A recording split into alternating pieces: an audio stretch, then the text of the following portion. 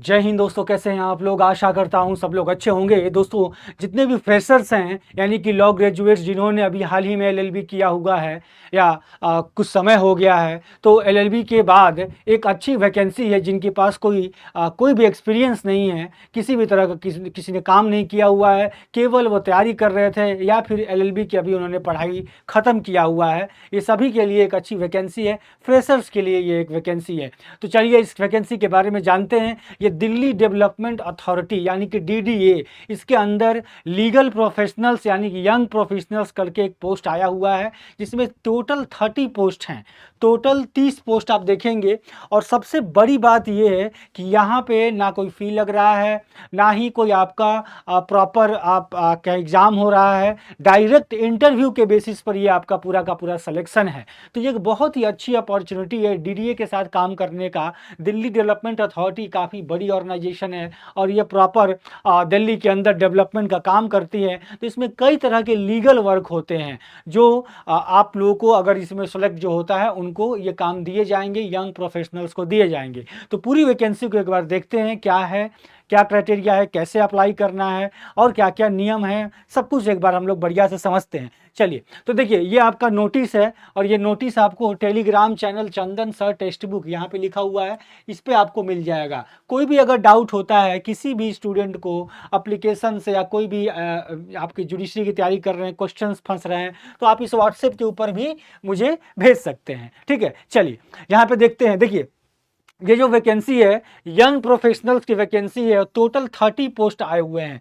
देखिए यहाँ पे प्रॉपर क्वालिफिकेशन को देखेंगे तो फुल टाइम रेगुलर डिग्री वाले लोग, रेगुलर डिग्री ऑफ लॉ यहाँ पे प्रॉपर लिखा हुआ है, यानी कि किसी भी तरह का कोई एक्सपीरियंस नहीं माना गया है। एलिजिबिलिटी क्राइटेरिया में देखेंगे यंग प्रोफेशनल्स होंगे और इसके साथ up to current recent judgement, ये सारी चीज़ें नाम लिखी हुई। Enrol with bar council of any state, एक चीज़ इंपॉर्टेंट है, बार काउंसिल ऑफ स्टेट के साथ, यानी कि आपका इनरोलमेंट होना चाहिए। ठीक है, किसी भी स्टेट के हों आप, चाहे दिल्ली के हों, यूपी के हों, बिहार के हों, महाराष्ट्र के हों, कोई इशू नहीं है। कहीं से भी आप इनरोल्ड होने चाहिए, इंडिया में किसी भी बार एसोसिएशन से इनरोल्ड होनी चाहिए। ठीक है, स्टेट बार काउंसिल से। तो यही बस एक क्राइटेरिया है, एलएलबी आपका होना चाहिए।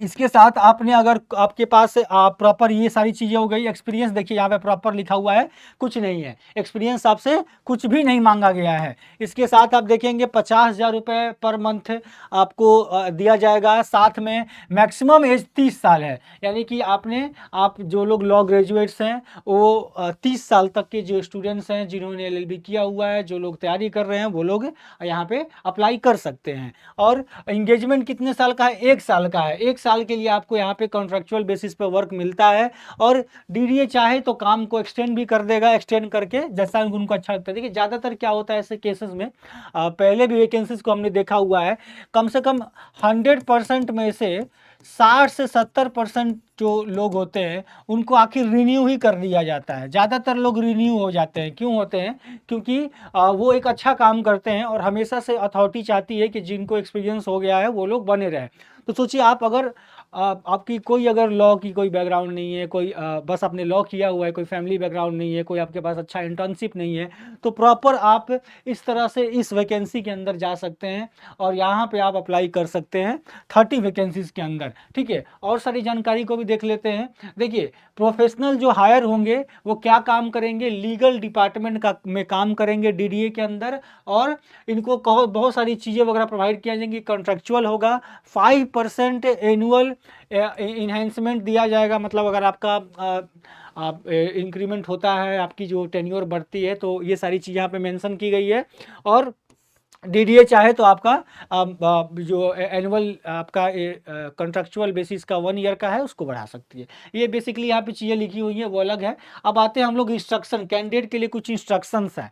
अब कैसे अप्लाई करना है ये सवाल सबके मन में होगा। तो देखिए सबसे पहली चीज़ क्या है, the candidate shell send biodata in the prescribed form of. देखिए एक फॉर्मेट दिया हुआ है, वो फॉर्मेट आपको बता दूंगा, उसी फॉर्मेट में फॉर्म को भर के देना है। ऐसा नहीं कि आप अपना रेज्यूमे लगा रहे हैं, रेज्यूमे वगैरह लगाने की कोई आवश्यकता नहीं है। एक फॉर्म दिया हुआ है, उस फॉर्म को भरना है। मैं आपको फॉर्म बताया था, ये सारी लिंक आपको यहाँ टेलीग्राम में मिल जाएगा। ठीक है, और किसी को डाउट हो तो यहाँ व्हाट्सएप के ऊपर मैसेज कर दीजिएगा। देखिए 27 जून 2025 तक आपको ये फॉर्म भरना है। कैसे भरना है? तो इसके लिए आपको एक फॉर्म दिया हुआ है, उस फॉर्म को लेना है, उस फॉर्म को भरना है और उसको उसमें अटैच कर देना है कुछ डॉक्यूमेंट, जैसे सिग्नेचर वगैरह कर देना है उसके अंदर, साथ में स्कैन करना है उस डॉक्यूमेंट को, साइन करना है एप्लीकेशन को और उसका एक पीडीएफ बना लेना है। जैसे फॉर्म हो गया, पहले फॉर्म को डाउनलोड किए, उसको भरे, भरने के बाद क्या करेंगे, उसको पीडीएफ बना लेंगे और पीडीएफ बनाकर मेल करना है, ईमेल करना है दोस्तों। ईमेल कहाँ करना है? देखिए यहाँ पे लिखा हुआ है consult.rc@dda.org.in, इस पे करना है। Application receive through any mode, किसी भी अदर मोड से आपको नहीं करना है, ऐसा फिजिकल मोड या आप पोस्ट के द्वारा नहीं भेजेंगे, स्पीड पोस्ट के द्वारा, केवल और केवल ईमेल के द्वारा आपको भेजना है। ठीक है, केवल और केवल ईमेल के द्वारा।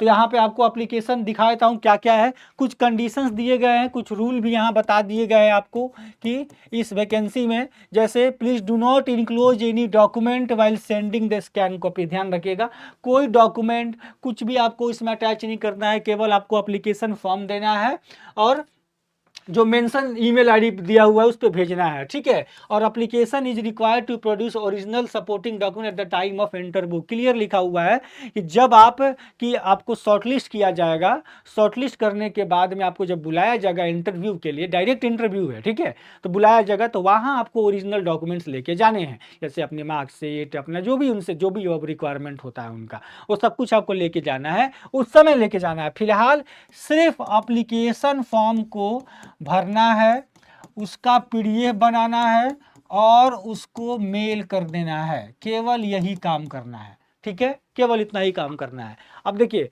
बायोडाटा वगैरह भेजने से कोई फायदा नहीं है। क्लियर लिखा हुआ है कि अगर बायोडाटा भेजते हैं, रेज्यूमे भेजते हैं मेल पे, तो इसका मतलब ये नहीं है कि आपका सिलेक्शन हो जाएगा।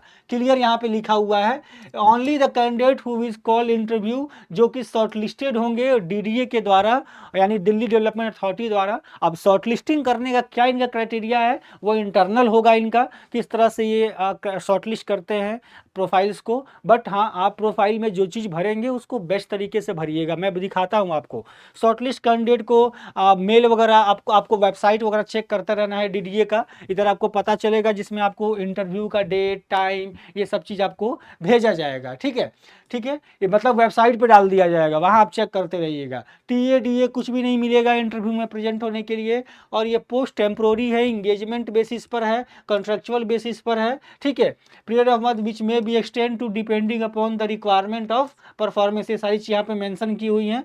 आपको यहाँ पे चीज़ ध्यान देना है, candidate are requested to bring all document, certificate, qualification, experience, अगर आप कुछ मेंशन करते हैं तो वो सब चीज़ आपको लेके जाना है इंटरव्यू के समय। ठीक है, इसके साथ देखेंगे the criteria of selection shall include the marks obtain by the candidate in required essential qualification along with the marks obtain in interview. मतलब ये अपना मार्किंग सिस्टम रखेंगे, उस मार्किंग सिस्टम के बेस पर, जैसे आपका जो प्रोफाइल है उस पर एक मार्क देंगे, इंटरव्यू में मार्किंग करेंगे, फिर वो सब मार्क मिलाकर एक अपना प्रोफाइल बनाएंगे, उसको सेलेक्ट करेंगे। ठीक है, फाइनली तो ये सारी चीज़ें हैं, हर चीज़, हर अपडेट आपको डीडीए के वेबसाइट पे ही मिलेगा, दिल्ली डेवलपमेंट अथॉरिटी के वेबसाइट के ऊपर मिलेगा। ठीक है ना, चलिए अब यहाँ पे आते हैं। देखिए ये फॉर्म है, इस फॉर्म को देखिए, ये फॉर्म यहाँ पे क्या है सबको मैं समझा देता हूँ क्या क्या भरना है। ये देखिए Delhi development authority application form, ये मैं आपको ये टेलीग्राम में भेज दूंगा, यहाँ से ले लीजिए, यहाँ फिर व्हाट्सएप आप भेज दीजिएगा। ठीक है, किसी भी तरह से व्हाट्सएप वाले नंबर पर कॉल नहीं करना है, केवल व्हाट्सएप के लिए। देखिए पोस्ट अप्लाई फॉर, यहाँ पोस्ट का नाम भरना है, क्या है पोस्ट का नाम, पोस्ट का नाम देखिए क्या है, यंग प्रोफेशनल, तो यंग प्रोफेशनल यहाँ भर देना है।